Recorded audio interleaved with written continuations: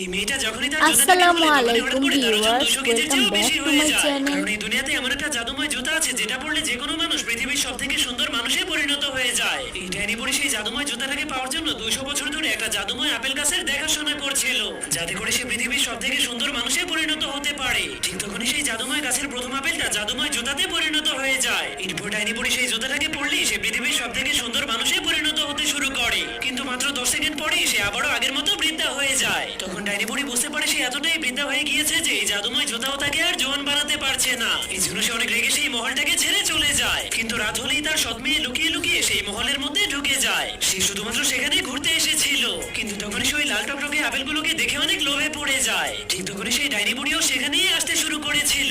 যখনই ডাইনি বুড়ি দরজাটাকে খুলে তখনই পুরো রুমটাই আলোকিত হয়ে যায়। এরপর ভিডিওটি ডাইনি বুড়ি ভালো দেখতে পায় লাগলে তার সৎ মেয়ে চ্যানেলটি পৃথিবীর সাবস্ক্রাইব সবথেকে সুন্দর করুন। মানুষে পরিণত হয়ে গিয়েছে, কারণ সে ওই জাদুময় জুতাগুলো পরে ফেলেছিল, যার কারণে